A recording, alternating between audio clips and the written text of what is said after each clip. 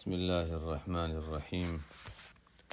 الحمد لله رب العالمين حمدا كثيرا طيبا مباركا فيه مباركا عليه كما يحب ربنا ويرضى جل جلاله وعم نواله، والصلاة والسلام على السيد الحبيب المصطفى وعلى آله وصحبه نجوم الهدى قادة التقى، أما بعد.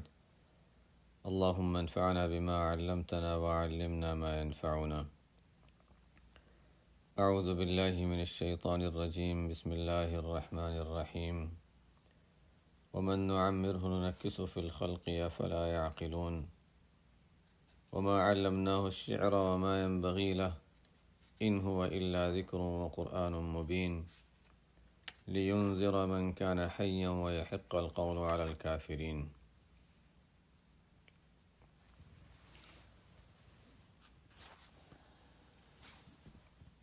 یہاں پر آج جو پہلی آیت پڑھی، آیت نمبر 68 ہے، 68 آیت نمبر ہے سورہ یاسین کی. ماقبل میں جو آخری بات چل رہی تھی اس میں اللہ تعالیٰ نے یہ فرمایا کہ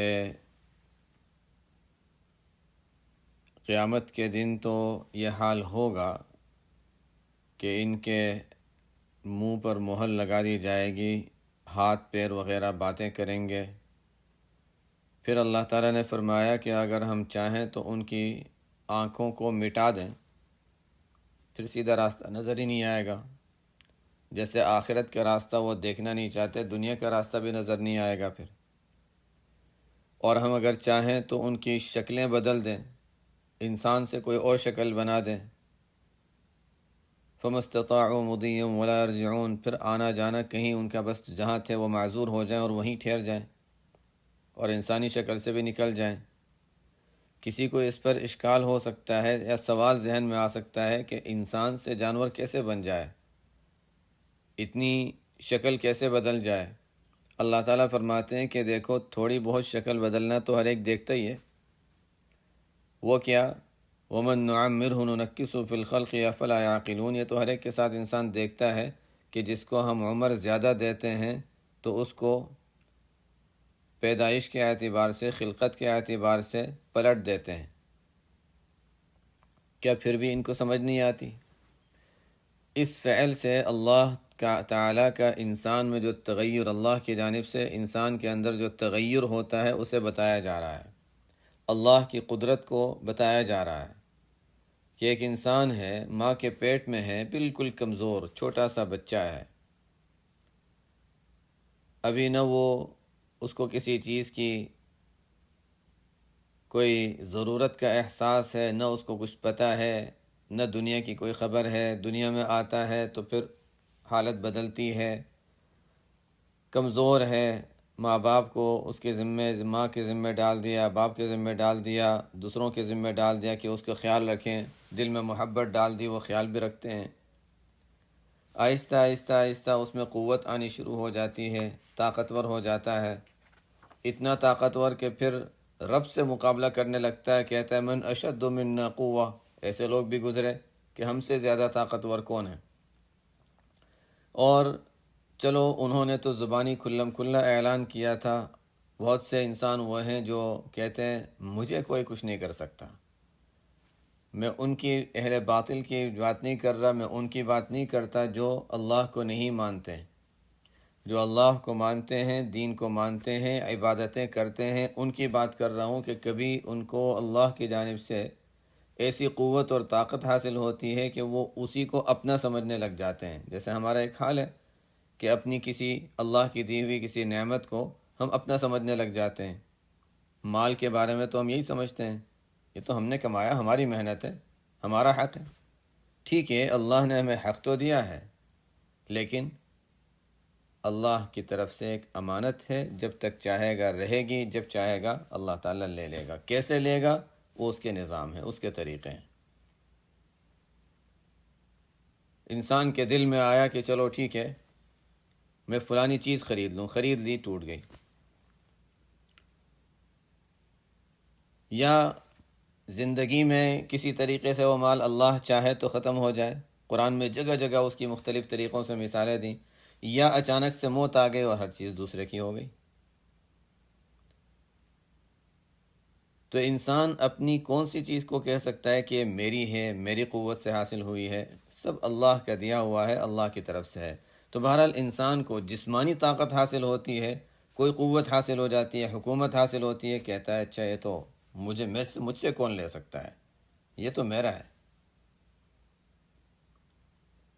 آہستہ آہستہ پھر کمزوری آنی شروع ہوتی ہے۔ تو جسمانی طاقت میں بھی یہی ہے، ہر طرح کی طاقت انسان کے اندر بڑائی لاتی ہے۔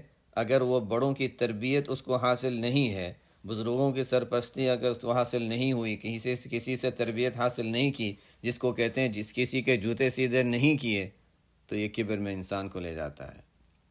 لیکن اگر تربیت ہے اور تربیت قبول کی، یہ بھی بات ضروری ہے نا۔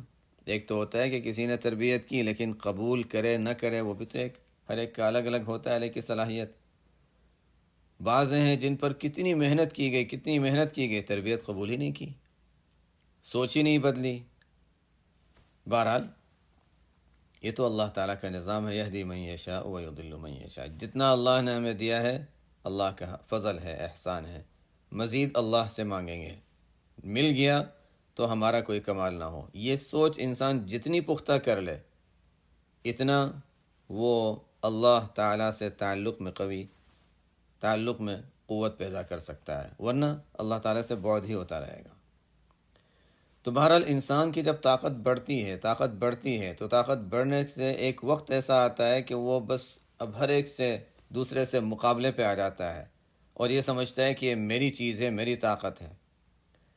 پھر اللہ کو جب منظور ہوتا ہے، آہستہ آہستہ اس کو اپنے دماغ پہ گھمنڈ تھا، اپنے علم پہ گھمنڈ تھا، اپنی زبان پہ گھمنڈ تھا، میری زبان، میری طاقت، میری نظر، میرے کان، میرے حافظہ، میرا مطالعہ، ایک وقت آتا ہے سب ختم ہو گیا۔ بعضوں کا اچانک ایک لمحے میں ختم ہو جاتا ہے، اچانک ایک لمحے میں سب ختم ہو جاتا ہے۔ کوئی ایسی دماغ پر چوٹ لگی، سب ختم، کچھ بھی یاد نہیں رہا کسی کا۔ اور اکثر ایسا ہوتا ہے کہ آہستہ آہستہ آہستہ آہستہ ختم ہونے لگتا ہے۔ دیکھنے میں کمزوری آنی شروع ہو گئی، اب چشمے لگنے شروع ہو گئے، اب نمبر بڑھنے شروع ہو گئے، سننے میں مشکل ہونی شروع ہو گئی۔ اچھا آہستہ آہستہ اب سننا مشکل ہو رہا ہے، اچھا اب ذرا سننے کے لیے وہ سننے کا جو کان میں لگانے کا آتا ہے وہ استعمال کیا جائے۔ اب وہ کمزوری پہلے جیسی طاقت نہیں رہی، اب کمزوری آنی شروع ہو گئی۔ آہستہ آہستہ اللہ ان طاقتوں کو لیتے ہیں تاکہ انسان یہ غفلت میں نہ رہے، بلکہ یہ دیکھ لے کہ جو چیزیں مل رہی تھیں اب واپس لینی اللہ تعالیٰ نے شروع کر دی ہیں۔ آہستہ آہستہ آہستہ باری آئے گی کہ جان بھی لے لیں گے، ختم ہو جائے گا معاملہ۔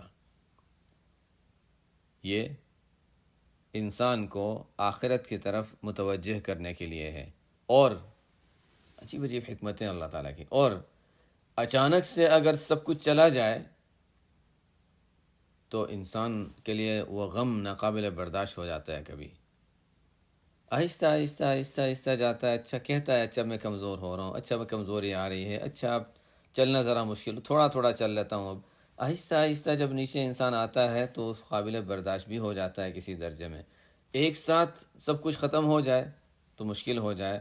تو اس میں بڑی حکمتیں اللہ تعالیٰ کی، جس کو قرآن میں اللہ تعالیٰ نے فرمایا اللہ الذی خلقکم من ضعف ثم جعل من بعد ضعف قوة ثم جعل من بعد قوة ضعفا وشیبا۔ اللہ نے پیدا کیا، انسان کمزور تھا، کمزوری کے بعد اللہ نے قوت دی، قوت کے بعد پھر کمزوری اور بڑھاپا آ جاتا ہے۔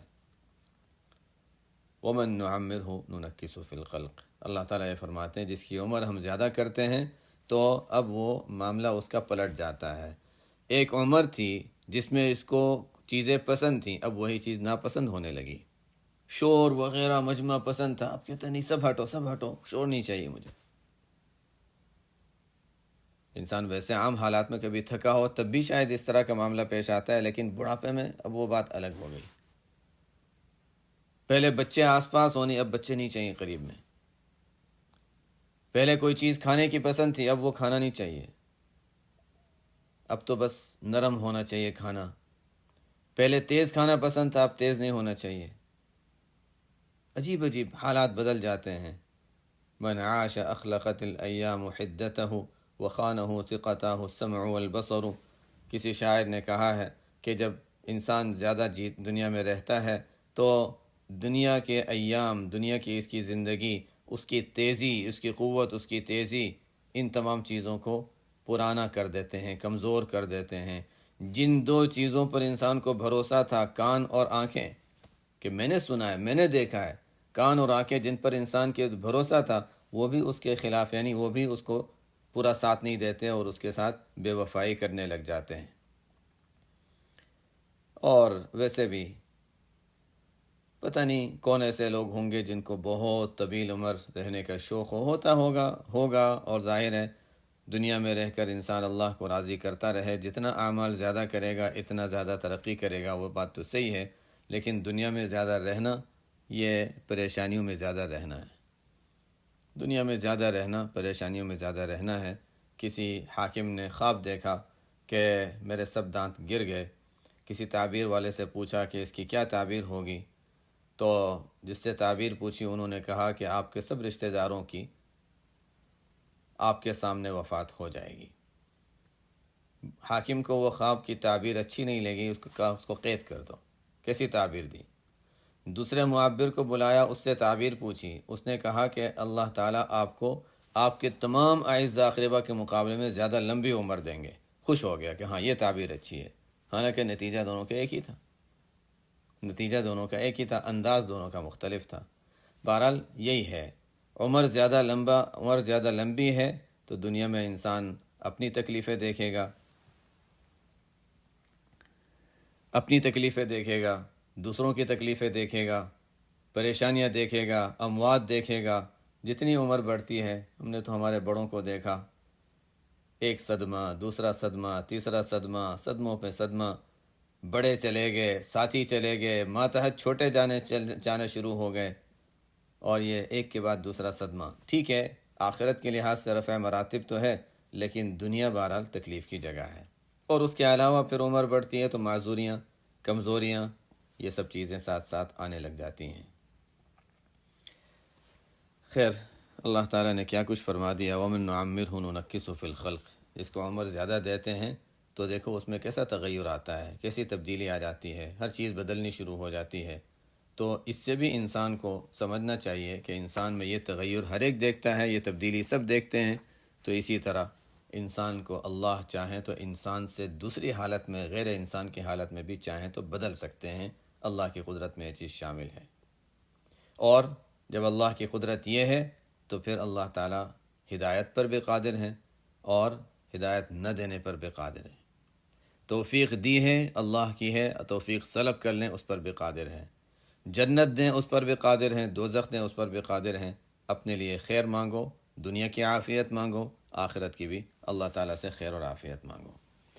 وَمَا عَلَّمْنَاهُ الشِّعْرَ وَمَا يَنبَغِي لَهُ إِنْ هُوَ إِلَّا ذِكْرٌ وَقُرْآنٌ مُبِينٌ۔ ان سب باتوں کے بعد بھی اہل مکہ اور مشرکین اس زمانے میں، بعد میں بھی یہی سلسلہ چلا لیکن خاص طور پہ اس زمانے میں، آپ صلی اللہ علیہ وسلم کی ان واضح باتوں کا انکار کرنے کے لیے، معجزات کا انکار کرنے کے لیے، حق کا انکار کرنے کے لیے طرح طرح کی باتیں بناتے تھے۔ کبھی کہہ دیتے تھے کہ یہ ساحر ہیں اور ان کا کلام جو ہے قرآن یہ سحر ہے، اس سے کہ لوگ متاثر ہو جاتے تھے۔ اور ساحروں میں بڑی چیز کیا ہوتی ہے؟ میاں بیوی میں تفریق، خاندانوں میں تفریق، یہ بڑی چیز ہوتی ہے۔ تو کبھی وہ کہتے تھے کہ یہ سحر ہے، ان کا کلام سحر ہے اور یہ خود ساحر ہے، کبھی کہتے تھے کہ یہ کاہن ہیں، کبھی کہتے تھے کہ یہ شاعر ہیں اور ان کا یہ کلام جو قرآن ہے وہ شعر ہے۔ یہاں پر اللہ تعالیٰ یہ فرماتے ہیں وَمَا عَلَّمْنَاهُ الشِّعْرَ وَمَا يَنبَغِي لَهُ، ہم نے ہمارے پیغمبر صلی اللہ علیہ وسلم کو، ہم نے ان کو شعر و شاعری نہیں سکھائی، اور نہ شعر و شاعری ان کے شان کے مناسب ہے۔ ان کا کلام جو وہ پیش کرتے ہیں، قرآن کی شکل میں جو پیش کر رہے ہیں، ان ہوا الا ذکر و قرآن مبین، ان کا لایا ہوا کلام، ان کا پیش کیا ہوا کلام وہ تو صرف نصیحت ہے اور قرآن ہے جو صاف صاف باتیں بیان کر رہا ہے،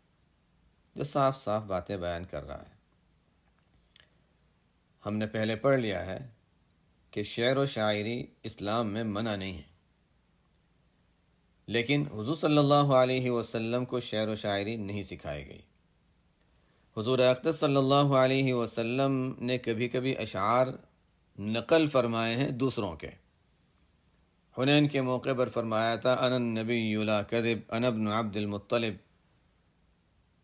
مختلف مواقع پر آپ صلی اللہ علیہ وسلم کبھی کبھی شاعروں کے کوئی شعر پڑھ لیا کرتے تھے۔ ایک شعر ہے ستبدی لک الایام ما کنت جاہلا ویأتیک بالاخبار من لم تزودی۔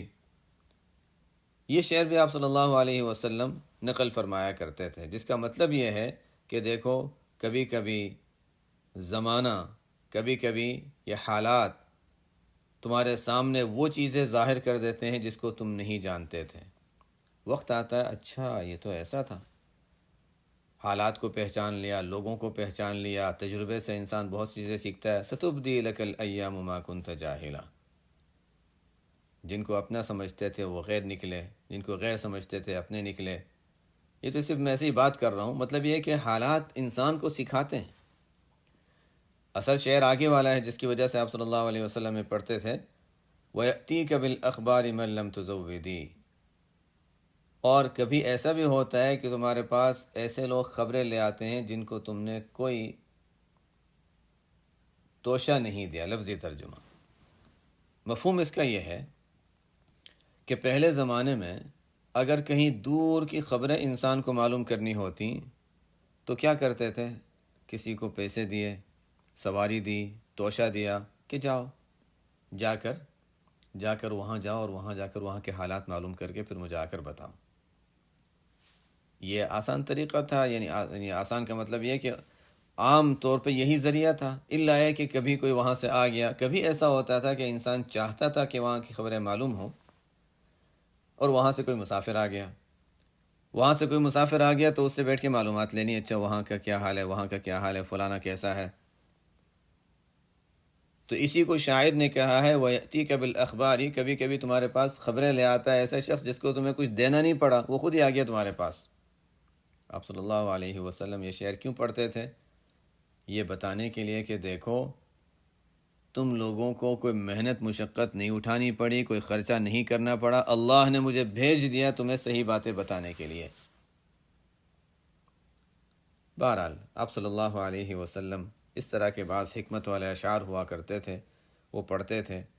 صحابہ تھے، شعراء تھے، آپ صلی اللہ علیہ وسلم ان کو آگے بھی کیا کرتے تھے تاکہ کفار جو شعر و شاعری کر کے آپ صلی اللہ علیہ وسلم کے اور اسلام کی برائی بیان کرتے تھے، تو صحابہ حسان بن ثابت رضی اللہ عنہ تھے، خاص طور پہ عبداللہ بن رواحہ تھے، کعب بن مالک رضی اللہ عنہ وغیرہ، یہ حضرات اشعار میں جواب دیا کرتے تھے، اشعار کا جواب اشعار سے۔ تو شعر و شاعری منع نہیں ہے، اچھے اشعار اچھے کلام کی طرح ہیں، برے اشعار برے کلام کی طرح ہیں، لیکن عموماً ایسا ہوتا ہے کہ انسان شعر و شاعری میں زیادہ اس کی توجہ الفاظ پر ہوتی ہے، معنی سے زیادہ الفاظ پر ہوتی ہے، عموماً عام لوگوں کی بات کر رہا ہوں، اور اس میں بہت سی مرتبہ بس ویسے ہی ادھر ادھر کی باتیں، کوئی خاص کام کی بات بیان کرنا مقصد نہیں ہوتا، تو ایسی شعر و شاعری فضول بھی ہے، اور اگر اس کے معنی برے ہیں تو پھر بری بھی ہے۔ حضور صلی اللہ علیہ وسلم کو ان چیزوں سے علیحدہ رکھا گیا۔ خیر یہ ایک شعر و شاعری کی بات پہ آ گئے، اصل یہ تھا کہ آپ صلی اللہ علیہ وسلم نے جو اشعار کبھی کبھی ادا فرمائے ہیں وہ نقل فرمائے ہیں، اپنی طرف سے شعر بناتے نہیں تھے، اور کبھی کبھی ایسا بھی ہوتا تھا کہ کوئی شعر نقل بھی فرمایا تو اس کو تھوڑا سا بدل دیا تاکہ وہ شعر کی طرح نہ لگے۔ بعض روایتوں سے بھی معلوم ہوتا ہے، گویا حضور صلی اللہ علیہ وسلم نے کسی بھی طریقے سے یہ نہیں ہونے دیا کہ اپنے آپ کو کسی درجے میں شاعر میں شمار کیا جائے۔ آپ صلی اللہ علیہ وسلم کو شعر جو تھا وہ نقل فرمایا، اپنا شعر بنایا نہیں، ورنہ کلام کتنا اونچا اس زمانے میں، تو عام شعر و شاعری کا ماحول تھا، مزاج تھا، اور آپ صلی اللہ علیہ وسلم کا کلام تو بہت اونچے درجے کا اعلیٰ معیار کا کلام ہوا کرتا تھا، لیکن شعر و شاعری سے دور رہے، اس لیے کہ شعر و شاعری میں اچھی چیزیں بری چیزیں مخلوط تھیں، آپ کے کلام کو اس سے الگ رکھا گیا۔ آپ شاعر ہوتے تو لوگ کہتے چونکہ شاعر ہے نا اس لیے قرآن بھی وہ بنا لیتے ہیں، ان کو آتا ہے۔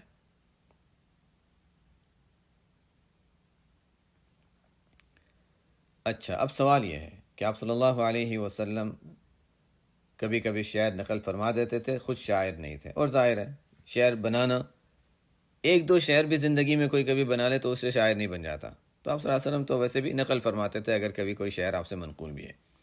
اب سوال یہ ہے کہ قرآن کو وہ لوگ شعر و شاعری کیسے کہہ سکتے ہیں؟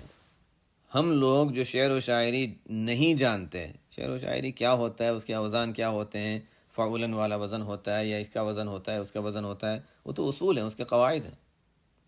ہم لوگ جو شعر و شاعری سے زیادہ واقف نہیں ہیں، اوزان وغیرہ سے زیادہ واقف نہیں ہیں، ہم بھی سمجھ سکتے ہیں کہ قرآن شعر و شاعری نہیں ہے۔ تو سوال یہ ہے کہ وہ لوگ جو شعر و شاعری کو اچھی طرح جانتے تھے، انہوں نے یہ کیسے کہہ دیا کہ قرآن شعر و شاعری ہے؟ اصل میں اس کا جواب یہ ہے کہ اصل کے اعتبار سے شعر و شاعری میں ایک تو اوزان ہوتے ہیں، وزن ہوتا ہے، اور اس کو اس وزن کے ساتھ ادا کیا جائے تو پھر وہ شعر شعر کی طرح لگتا ہے۔ قرآن میں ایسی آیتیں ہیں جہاں شعر ہو لیکن شعر کے وزن پائے جاتے ہیں، لیکن اس کو اس انداز سے بیان نہیں کیا جاتا تو وہ شعر شعر نہیں معلوم ہوتا۔ تو شعر کے لیے ضروری ہے کہ وہ شعر کے انداز سے ہو تو شعر معلوم ہوتا ہے، اور قرآن کریم میں ایسا ہے نہیں۔ تو ایک تو ہوتا ہے شعر میں اس کے وزن اور اس وزن کے مطابق پڑھا جائے، ادا کیا جائے۔ دوسری چیز شعر و شاعری میں کیا ہوتی ہے؟ اس کی تاثیر۔ تیسری چیز شعر و شاعری میں ہوتی ہے خیالی مضامین، ادھر ادھر کی خیالی باتیں جس کا حقیقت سے تعلق ہو یا نہ ہو۔ کبھی آسمان سے بات کر رہے ہیں، کبھی زمین سے بات کر رہے ہیں، کبھی کیا کر رہے ہیں، خیالی باتیں، اور کبھی بس ویسے ہی ہوتا ہے، لفاظی ہوتی ہے، کچھ بھی نہیں ہوتا۔ تو حضور اقدس صلی اللہ علیہ وسلم کا جو کلام، یعنی لایا ہوا کلام جو قرآن تھا، تو آپ صلی اللہ علیہ وسلم جب قرآن کریم پیش فرماتے تھے اور تلاوت فرماتے تھے تو قرآن کریم الفاظ میں، ادائیگی میں، اوزان کا تو اس میں کوئی اعتبار نہیں کیا جاتا تھا۔ اس وجہ سے اس لحاظ سے تو وہ شعر و شاعری نہیں ہے، لیکن چونکہ اس کلام کا بڑا اثر ہوتا تھا لوگوں پر، انہوں نے کہا دیکھو یہ شعر و شاعری ہے نا، اس وجہ سے اس کا اثر ہوتا ہے۔ ٹھیک ہے وزن سے نہیں پڑھ رہے، وہ اوزان کا خیال نہیں رکھ رہے، لیکن وہی شعر و شاعری والی تاثیر اس میں، اس لیے اس کو شعر و شاعری کہہ دیا۔ اسی طرح اس کے مضامین خیالی ہیں، وہ جنت ہوگی، اس میں یہ ہوگا، ایسا ہوگا، خیالی باتیں۔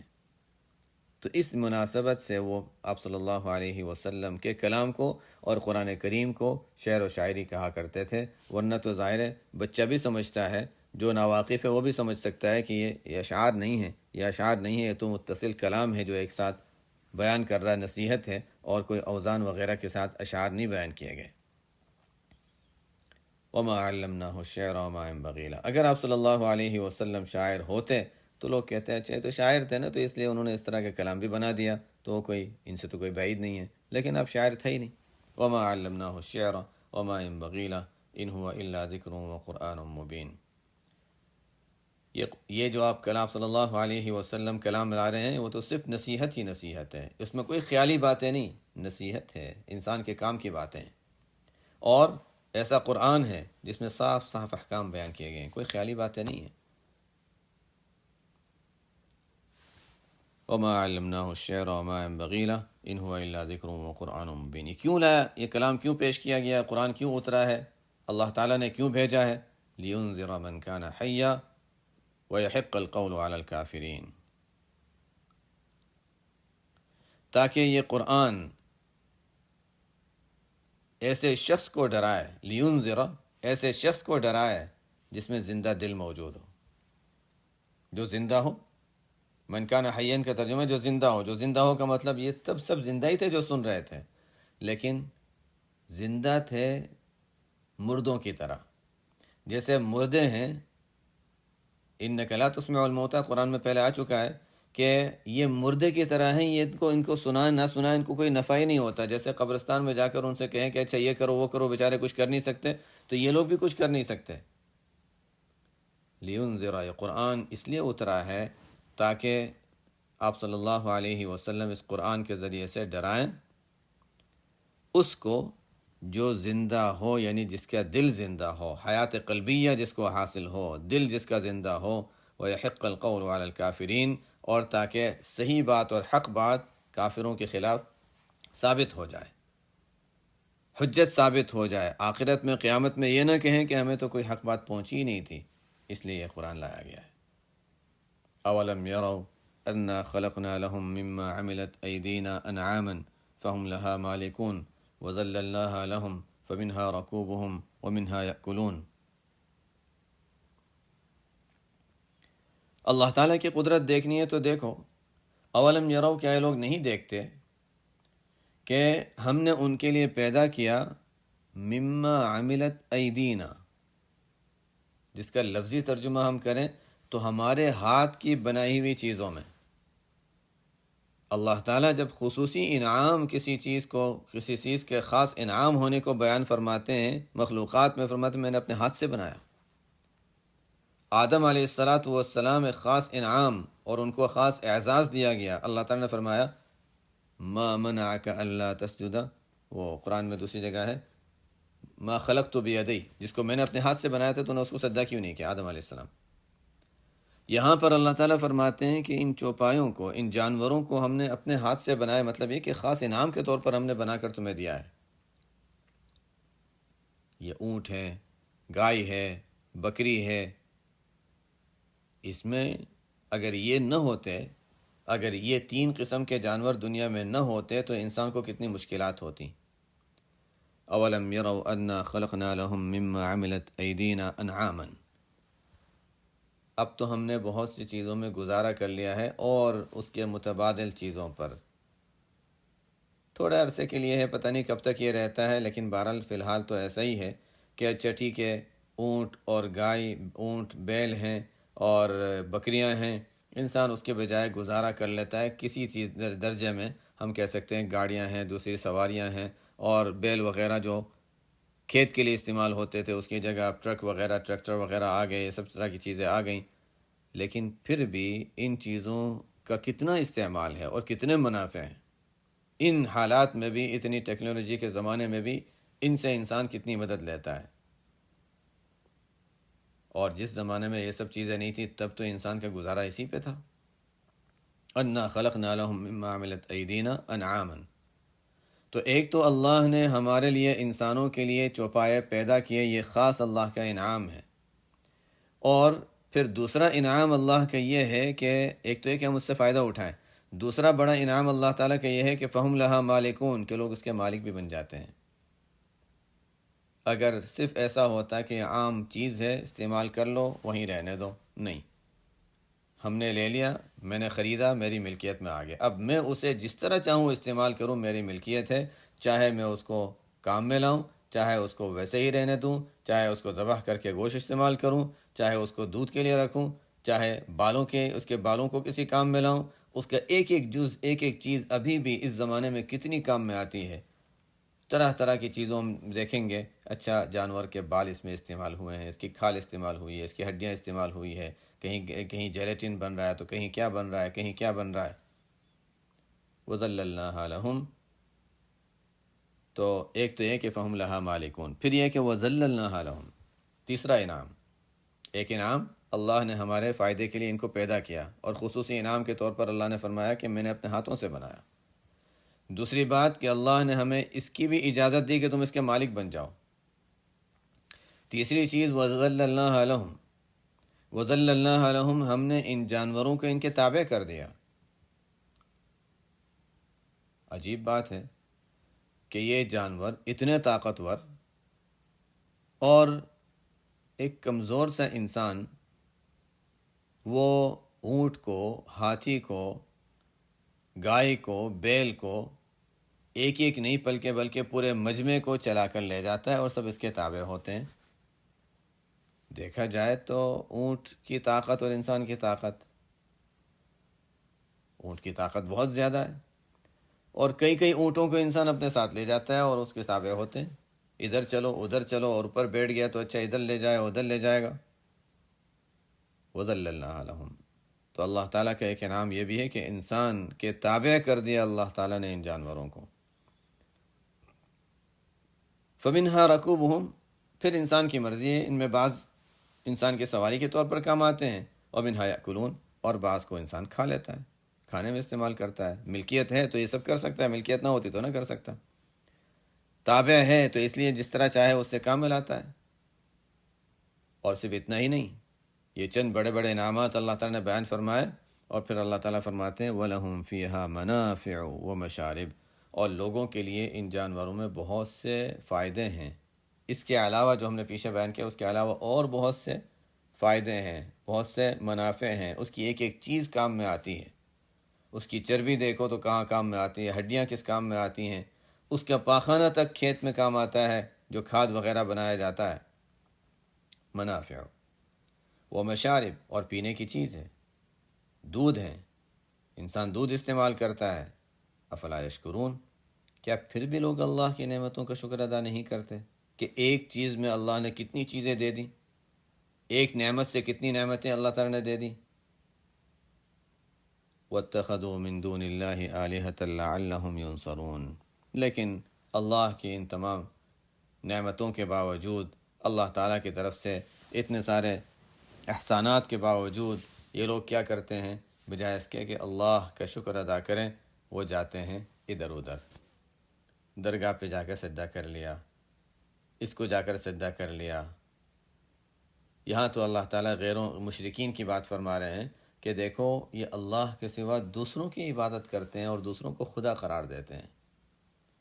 وَاتَّخَذُوا مِن دُونِ اللَّهِ آلِهَةً، وہ اللہ کو چھوڑ کر دوسروں کو معبود بناتے ہیں، دوسروں کو معبود قرار دیتے ہیں، اور امید کیا رکھتے ہیں؟ لَعَلَّهُمْ يُنصَرُونَ، اس امید میں کہ ان کی مدد کی جائے گی، یہ بت ہماری مدد کر دیں گے۔ بت کیوں مدد کریں گے؟ اللہ نے راستہ براہ راست کھلا رکھا ہے، براہ راست کھلا ہے راستہ، خود اللہ کو ڈائریکٹ پکار لو، کسی کو واسطہ بنانے کی ضرورت نہیں۔ لیکن نہیں، ہم تو بتوں کو سجدہ کریں گے۔ بتوں کو سجدہ کرنے میں ایک تو یہ کہ ہمیں نظر آ رہا ہے کہ ہم کس کو سجدہ کر رہے ہیں، چاہے اپنے ہاتھ سے بنا رہے ہیں، اسی کو خدا مان رہے ہیں، لیکن ہمیں نظر تو آ رہا ہے۔ اور دوسرا یہ کہ بتوں کو سجدہ کرنے میں فائدہ یہ ہے کہ اب بت تو ہمیں کچھ کہیں گے نہیں، یہ کرنا جائز اور یہ ناجائز۔ اللہ تعالیٰ کو مان لیا تو پھر تو اچھا قرآن کو ماننا پڑے گا، کتابیں ماننی پڑیں گی، انبیاء کو ماننا پڑے گا، انبیاء کی تعلیمات کو لینا پڑے گا، ہماری خواہشات کے مطابق ہم زندگی نہیں گزار سکیں گے۔ یہی ہے نا، انسان اپنے آپ کو کسی کا ماتحت کرنے سے بچنا چاہتا ہے، ماتحت کسی کا ہو کر نہ رہوں، اپنا آزاد رہوں میں۔ بچے تھوڑے بڑے ہوتے ہیں، یہاں کے ماحول کا ایک اثر ہوتا ہے کہ میں تھوڑا سا باہر نکل جاؤں، بس ماں باپ کی کیوں نگرانی مجھے حاصل ہے، کیوں مجھے جواب دینا پڑتا ہے کہ کہاں گئے تھے اور کیا کیا تھا۔ یہ وہی انسان کی طبیعت میں آزادی، تربیت اگر شروع سے اللہ تعالیٰ کی توفیق بھی شامل حال رہے اور بڑوں کی تربیت رہے تو انسان کا مزاج بن جاتا ہے کہ مجھے کسی کے ماتحت ہی رہنا ہے، اور وہی اسی کو پسند بھی کرتا ہے۔ بعضوں کا مزاج ہوتا ہے نہیں، مجھے کسی کے ماتحت نہیں رہنا، مجھے کوئی کچھ نہ کہے۔ یہ بڑی خطرناک چیز ہے۔ تو ان لوگوں میں، بہرحال اہل مکہ وغیرہ میں اور مشرکین میں بہت سو میں یہی چیز ایک بڑی وجہ رکاوٹ بن جاتی ہے کہ نہیں، مذہب کو مان لیں گے تو ہمارا اپنا سب کچھ چھوڑنا پڑے گا۔ اور یہی وجہ ہے کہ بہت سے لوگ کسی کو، چاہے علماء کو، مشائخ کو، بزرگوں کو اپنا بڑا نہیں بنانا چاہتے کہ اچھا پھر ان کو بتانا پڑے گا، ان کی مرضی پہ چلنا پڑے گا، اور غلط کیا تو اچھا پھر ان کی طرف سے تنبیہ ہوگی۔ ان سب چیزوں سے بچنا چاہتے ہیں۔ نہیں، اپنے آپ کو ایسے ہی رہنے دو، ہم تو بس اسلام مسلمان ہیں نا، بس کافی نماز پڑھ لیتے ہیں۔ وَاتَّخَذُوا مِن دُونِ اللَّهِ آلِهَةً لَعَلَّهُمْ يُنصَرُونَ، اللہ کو چھوڑ کر انہوں نے معبود بنائے ہیں اس امید میں کہ وہ ان کی مدد کریں گے۔ اللہ تعالیٰ فرماتے ہیں بت ان کی مدد کریں گے، بت ان کی مدد کریں گے۔ کیا انہوں نے سوچ رکھا ہے؟ لا يستطيعون نصرهم، بت ان کی مدد نہ کر سکیں گے، وہ بت ان کی مدد نہ کر سکیں گے۔